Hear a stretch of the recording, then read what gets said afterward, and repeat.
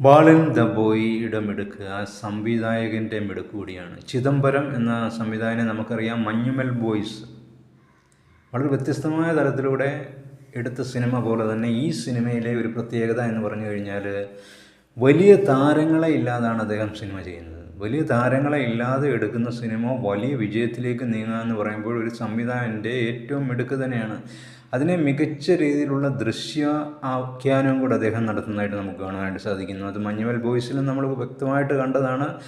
മികച്ച ലൊക്കേഷനുകളെ അദ്ദേഹം കണ്ടെത്തുവാനായിട്ട് നടത്തുന്ന ഒരു പ്രയത്നം ഈ സിനിമകളുടെ എല്ലാം ഒരു അടിത്തറ തന്നെയാണെന്ന് പറയാം.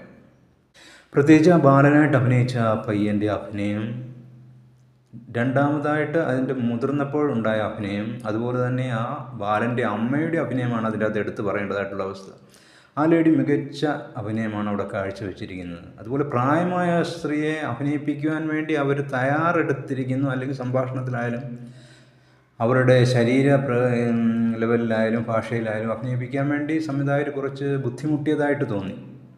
പല സിനിമകളും അടിത്തറ ഇളകുന്ന സമയത്ത് ചിദംബരത്തിൻ്റെ സിനിമകൾ മികച്ചു നിൽക്കുന്നത് മികച്ച കഥയിലൂടെ, മികച്ച രീതിയിൽ ഭാഷ അവതരിപ്പിക്കുന്നതിലൂടെ, മികച്ച ലൊക്കേഷൻ കണ്ടെത്തുന്നതിലൂടെ, മികച്ച ബാക്ക്ഗ്രൗണ്ട് മ്യൂസിക് നൽകുന്നതിലൂടെ ആ സിനിമയുടെ വിജയം ഏറ്റവും ഉയർന്നു നിൽക്കുന്നതായിട്ട് കാണാനായിട്ട് സാധിക്കുന്നു.